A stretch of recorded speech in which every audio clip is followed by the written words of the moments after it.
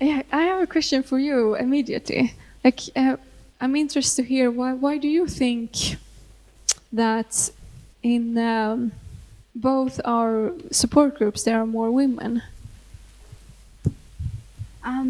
Like you said, even in churches, there are more women. I was also, with the Israel and Palestine war, I was also kind of looking at the religiosity with Jews in Israel.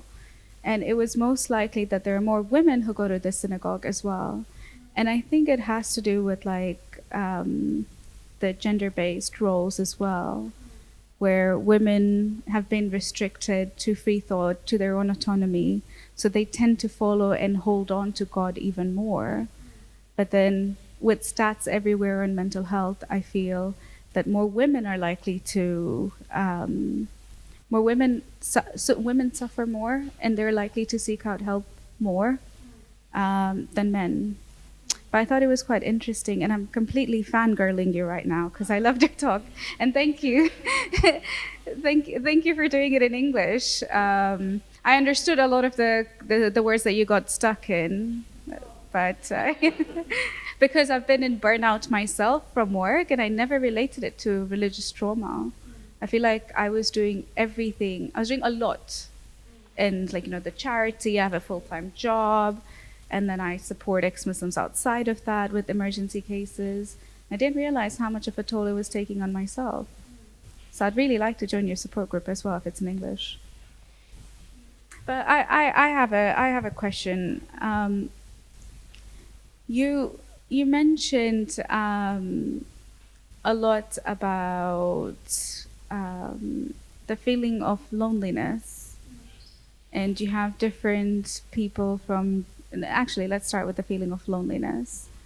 I know Sweden is largely an atheist or non-religious country, so there are very few people who are religious, and that means that you're even more isolated.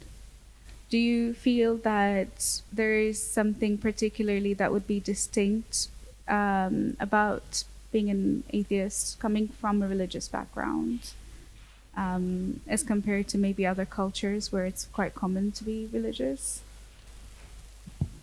Yeah, it's a good question. I have thought about that because I feel like when I left the church, when I tried to find resources, I found a lot of American resources. There are a lot of American podcasts and blogs and YouTube videos, and America is very Christian and many religious people, so maybe it's natural that the counter forces are bigger. Well, I feel like here in Sweden there is, as you say, it's a very secular country, and when you talk to everyday people, they think that religious people are like the state church where people just go on funerals and go on these traditional things, but people don't actually are really religious, and people have a very skewed view of those who are religious, and many. Knutby have a lot to do with it, because people think that either you have to be Knutby, like a sect, or it's the state church. But there are a lot of in-betweens.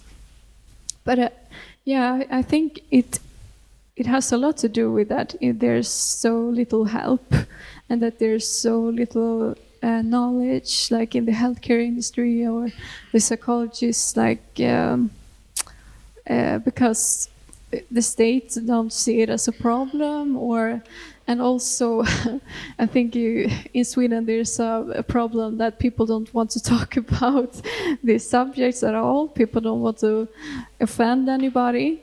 So in the when you try to not offend anyone, you end up hurting people, because if you don't dare to talk about anything, then we don't exist. So yeah. Yeah, and I was wondering, what was my question?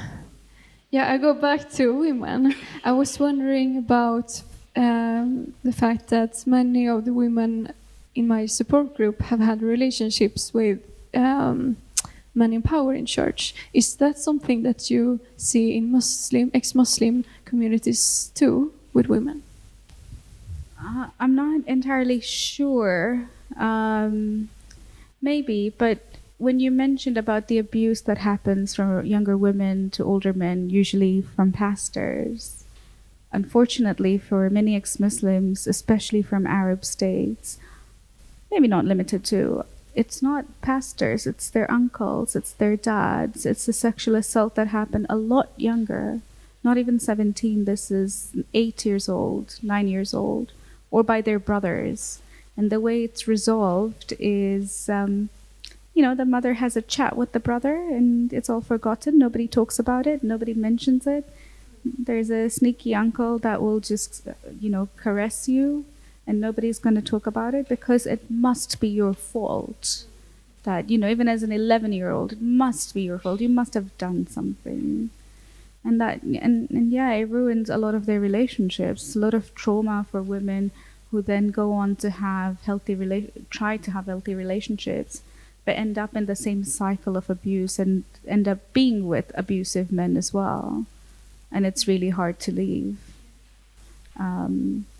But I had another question. With the support groups that you run with different religious people, what are some of the key differences you might have noticed? I feel like as women we have a lot of overlap. But sometimes, a lot of ex-Muslims say, no, but you'll never understand this. But I think there's so much in common.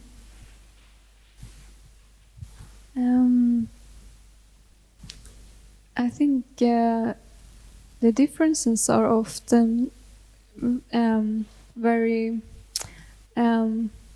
shallow. Like it might be like, well, in my community we celebrated Christmas in this way. Well, in my community we didn't celebrate Christmas.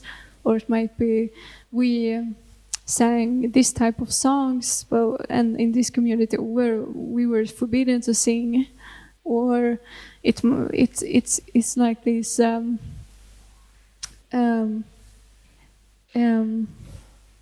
like what things were forbidden. Like some people were forbidden to wear different types of clothes. Some did not have those restrictions. Some were allowed to date. Some were not allowed to. So there are like the specific rules and the specific traditions. But then it always falls back to there were rules. There were rules around relations and sexuality and so there are some differences there, and also some have had more like severe control, like both from their families and the church, and some have a bit lighter, like had supportive parents, and so the severity is also different. But I really appreciate that we don't compare like, oh, I had it worse than you. We never compare. And I never even had to say anything that we don't compare because people, they don't do it. And I find that really, really nice that we have all been affected in some way. So, yeah.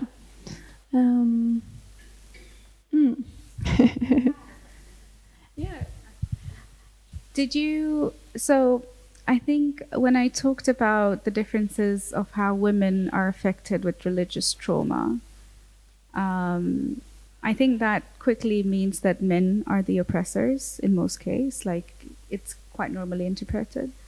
But I think there are a lot of mothers who impose that on their daughters. FGM, female genital mutilation, is not imposed by the men. It may have started a long time ago, but it is the mothers who often take young girls to, in a hut where they would do these practices. It's often female doctors that do it, not male doctors. I'm wondering if you've had that experience where women were the abusers as well. And I think that has a lot to do that with, those women who abuse other women is because they're secondary victims as well. But I still hold adults accountable for their action. Did you find that with like mothers being more religious, more cruel to individuals than fathers? It's also a very good question. Now that I think about it, from my experiences with these support groups and my own experiences, oftentimes the mothers in the family are I wonder if it has to do with there are more women in the church and there are more pressure on the women to conform and to uphold these standards. So there's a lot of like honor, I think, for mothers to have their children behave. And I think that many mothers feel the pressure, like my children have to uphold these standards so that other women in church don't talk about me, and so that other women in church don't exclude me.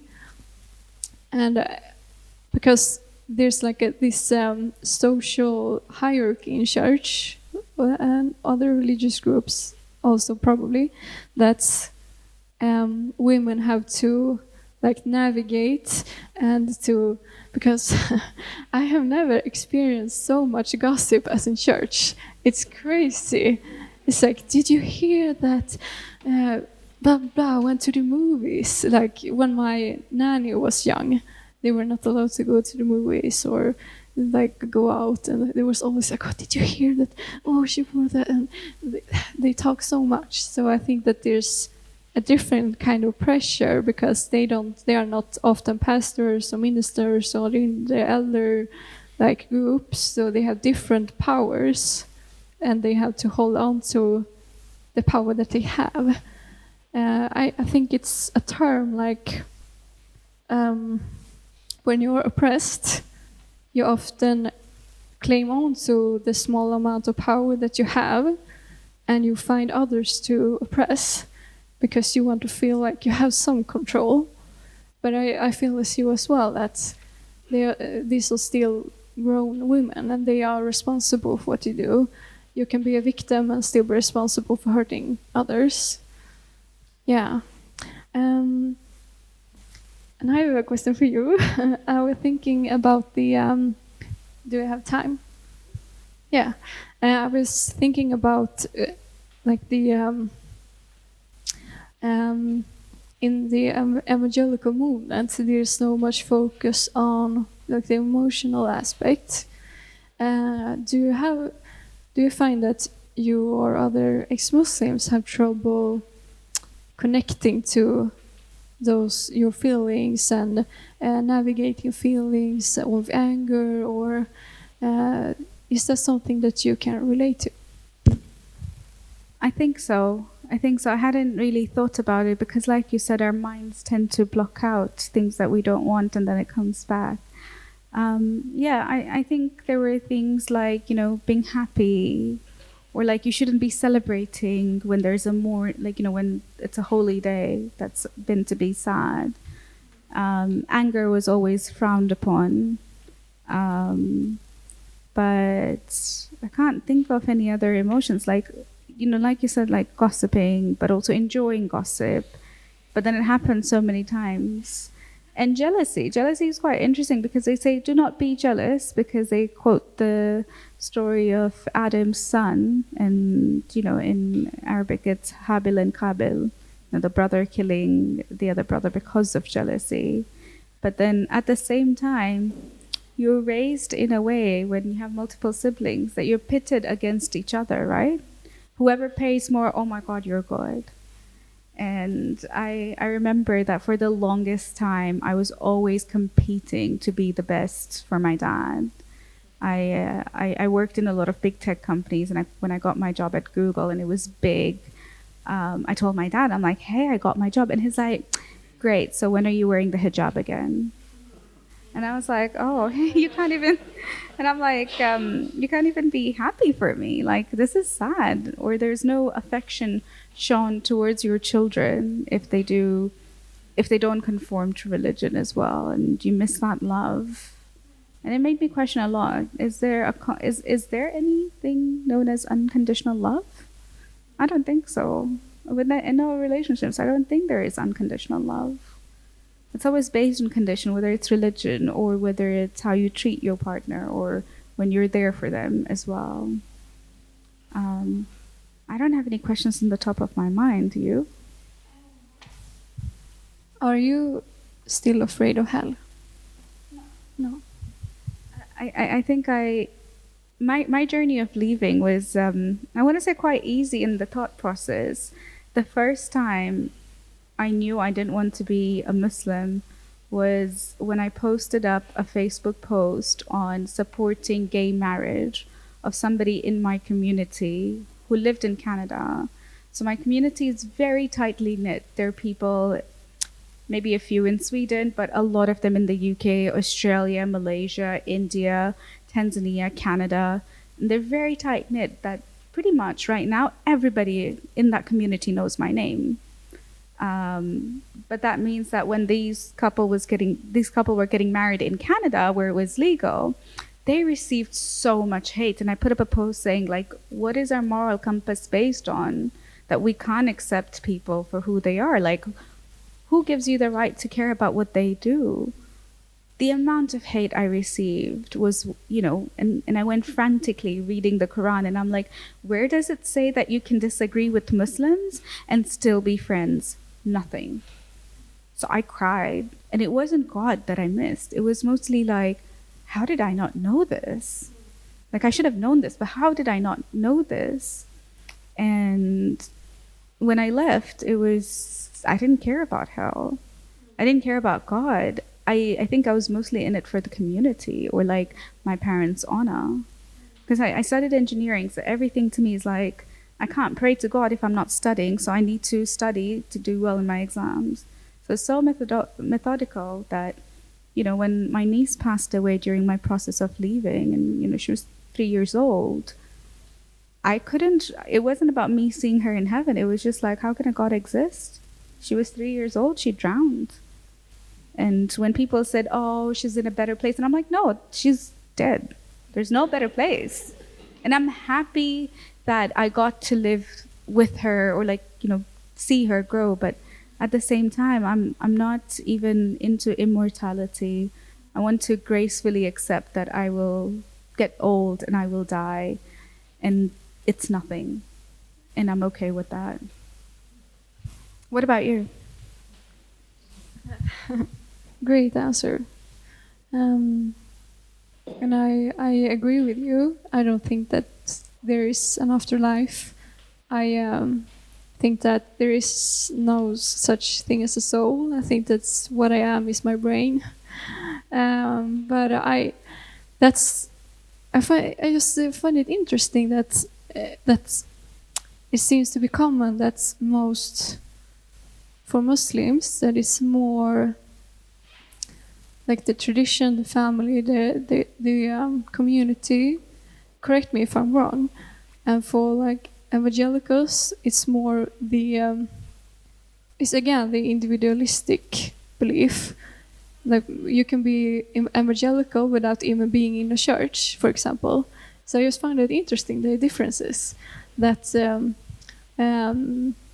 but on hell, that's also a strange thing I thought about. That when I was little, I was more afraid of demons than hell. You too? Why? Never been in a dark room. I would literally, if I had to turn up the lights, I would turn up and scream outside running. And I was like... Wow, you're the only one I met that was more afraid of demons than hell. Were you also like, because for me it was sort of like this arrogance, like, well, I'm saved anyway, I'm going to heaven. When I was a kid, Jesus saved me, so but demons can come from Christians. That was... I was also a goody two-shoes. I was the teacher's pet, I was getting high grades, and I was kind, and I would share food. I was like, I'm not going to hell. I was so happy. I was like, but I guess I didn't even like the idea of heaven. So I was like, I don't really care. But then, yeah. But funny enough, like when I left Islam, immediately I wasn't afraid of horror movies. Because I was like, they're not true. They're not real. I would still scream if something like startles, like, oh my god, I don't believe in like people flying because they're possessed. Me too. It was so liberating.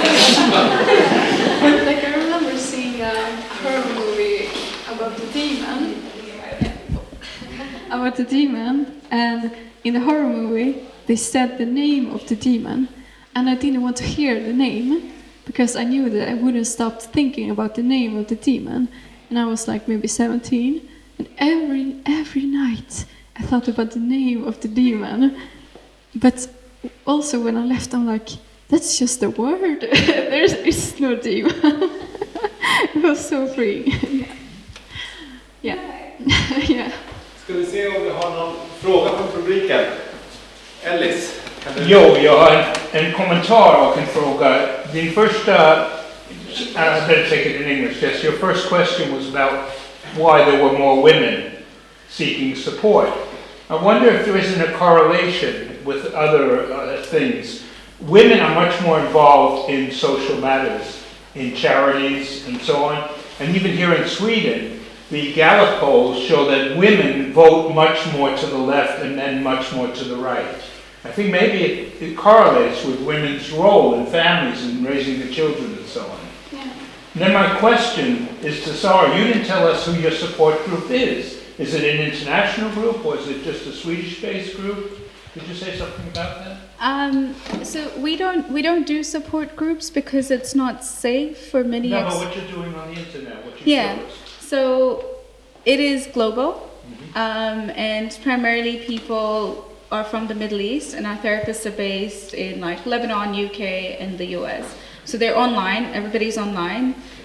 Which also adds an additional layer of security as well for people who don't have to go to visit them. But we can't do support groups of more than the individual therapy because ex-Muslims have a lot of trauma, and sometimes when they have trauma, they tend to be quite aggressive to other ex-Muslims as well. At least that's my experience, which means there is a real threat of being doxxed in a Muslim majority country. Or your families know it because a lot of them live closeted lives. So it's often like we took that measures to kind of not do that because it's very risky and that's liability for the charity and obviously dangerous for other people. Magnus? Yeah, just briefly, if you could mention that there are these loose networks called exkristen and ex-Muslims in Sweden and around the world. And also, Amanda, maybe you want to mention that you have a book. Yeah. You wrote. Yeah. Do some self-promo. Yes. Yeah, I have written a book called Avhopp, att lämna religiösa och manipulativa rörelser. And in that book I have collected interviews with both ex-Christians, ex-Muslims, ex-Jehovah's Witnesses. And I have also, because I'm not an expert, I have collected other experts like Stephen Hassan, Alexander Stein, Håkan Järvå, and also interview with Helena Lövgren, who is a cult expert in Sweden. And yeah, you can find it online on Adlibris and other bookshops. Yeah. Vad heter boken? Avhopp.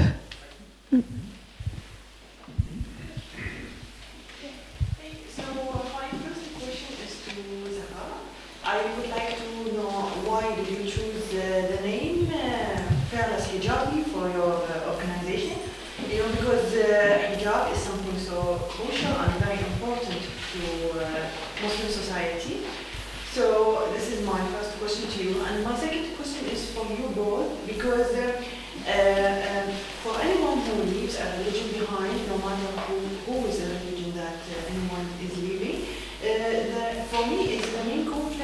that where the morals for the person comes from, because we raised that the morals comes from religion, because of the religion you do good or you do bad. So for anyone who is passing through the period of leaving a religion, oppressive religion, and any kind of religion behind, so where is the moral comes from, and did you go through this phase of where is the moral comes from? Thank you both for. With the name Faithless Hijabi was exactly that, because hijab represents Muslim women. But also we know in Iran that there is a large proportion of women that are not religious. They're faithless, they're atheists, they're ex-Muslim, and wear the hijab.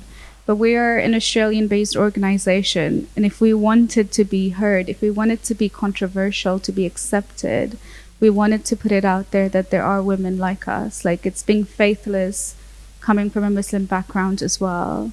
So it was meant to be like a conundrum, which is like, that doesn't make sense. A lot of people don't understand, but we wanted to go out with a blast, because I think right now we're at a stage where it is safer for ex-Christians to come out. But for ex-Muslims, I think all of us here play a part in criticizing the treatment of ex-Muslims as well. And I think with morals, do you want to answer that? Oh, okay. With morals for me, well, leaving Islam didn't really change the way I thought things, right? The only reason was I had more reasoning behind what I thought was wrong, and more understanding of why I've decided something was wrong. And it's a constant thing, right? There are so many new challenges that come about, and there's so many new dilemmas that will come. And what really helps me to understand it is to employ like free thought, questioning things, being wrong, and understanding what I can take from other people who I think may be correct in that. So a constant evaluation of where I am, with obviously the cost to human life, or like value, like benefit and cost analysis, very business terms. Good question, thank you.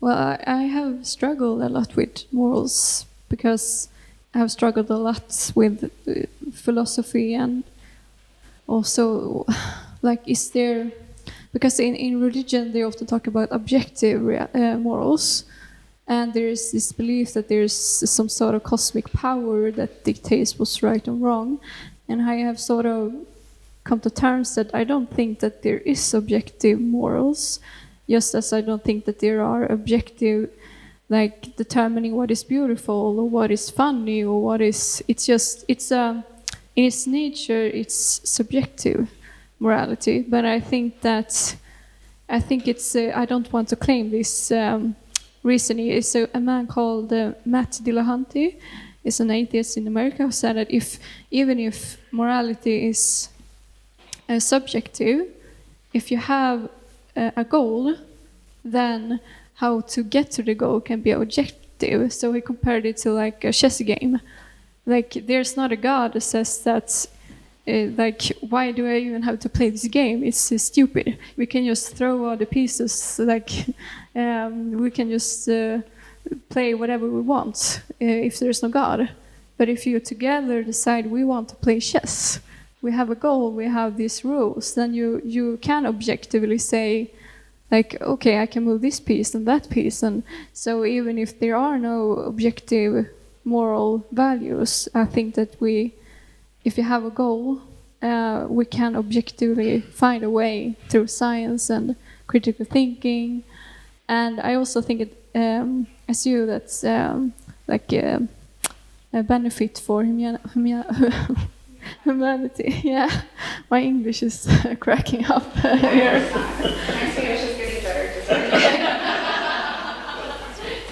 So, one last question, Arif. Yeah, thank you both of you. I do appreciate you. Largely. I have only two questions, and it's a very long. That is LGBT about the country. That is, do they support or any movement LGBT people rights in your country? And another question is religious school like madrasa. In a lot of countries that are happening, child abuses grade is very high, and it is always the government try to push under the carpet all the time. Do you have any statistics about child abuses in religious schools in your country and LGBT movement, rights movement against anti-Semitism law? Yeah, so there are a lot of, in East Africa as a whole, there are a lot of underground groups that support LGBT people. So, and they're quite hidden. There are a lot of humanist people, very small than even this room, that do advocate for the rights, but they can't publicly do it, right? They can't publicly show their support, and there's a lot of EU funding that goes into advancing these groups as well. So they exist, but it's quite hard to get that support because I feel like a lot of countries in Africa are still very closely, even secular countries, very, very closely hold on to God. And in terms of madrasa abuse, well, you're not allowed to talk about it. Like, you know, my mom was hit with a stick when she was learning the Quran and made mistakes. My parents were gentle, so if anybody did try to hit me, it would be like a full-on complaint. But I feel like the whole concept of hell itself is child abuse. So in that way, the stat I have is, you know, if a child is born and they're religious, or they're taught to be religious and they're taught the concept of hell, that's child abuse. But I don't think they release any stats on this. Not that I know of, not in Tanzania. Får jag ställa en kort klar? Den kanske inte är kort.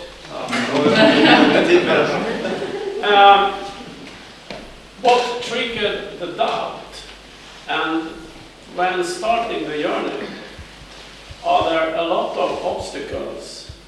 Is it a one-way journey, or is it the obstacles that tempt you to go back? And not going back, what is the triggering for moving forward? Great question. I was actually, for me, as a feminist, it's hard to say, but it was my boyfriend. He left first, and he watched a comedian called Magnus Bettner, and he showed me a clip, and he was joking about, I think he grew up with a pastor as a dad, and he was joking about it, and my boyfriend left. He was never as devoted as me. It was more tradition for him, so it was much easier for him. So I thought that now we have to break up, because you can't be together with an atheist. That's horrible. But when he didn't became depressed or a drug addict, or he didn't it's true. I that's what we think. We think that atheists are horrible, miserable, drug addicts and selfish, evil. It's true. And he was the same. He was loving. He was kind. He didn't pressure me. He didn't say I was stupid. He was like, I'm leaving. You do what you want to do. So it was important for me to see that someone could leave, stay the same, and even become happier, even become a better person, because now he didn't have to spend time in useless things so he can be with me.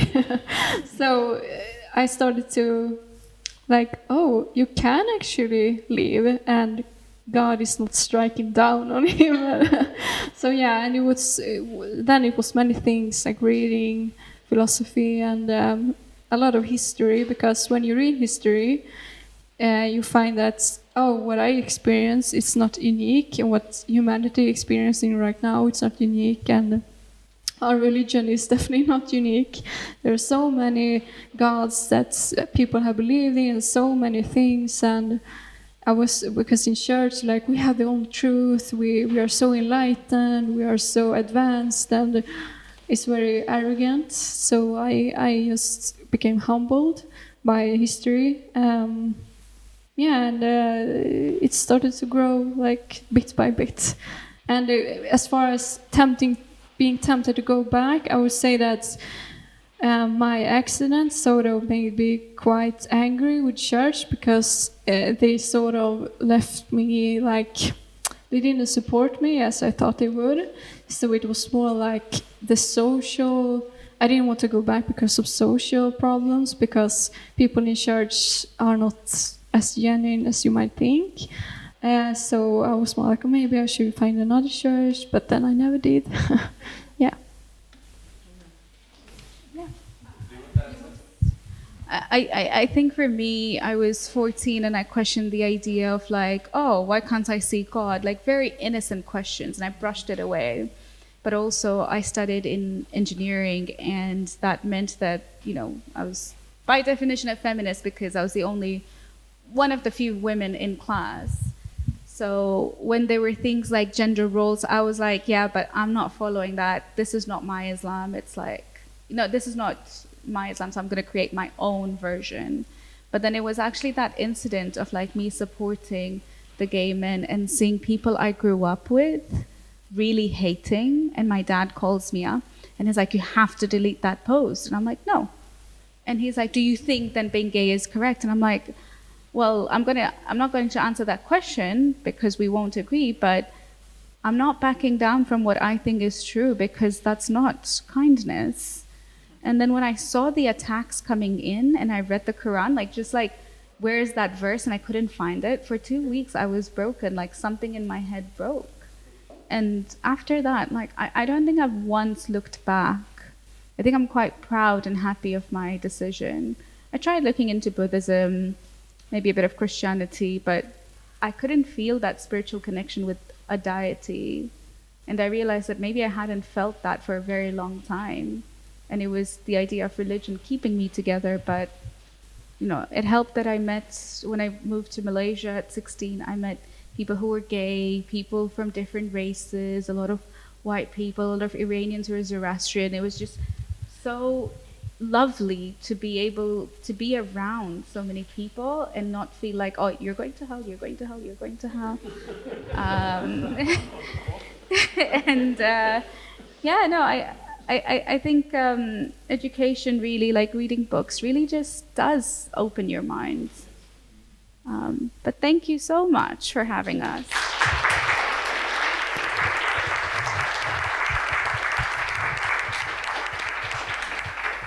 So thank you very much, Amanda and Zara.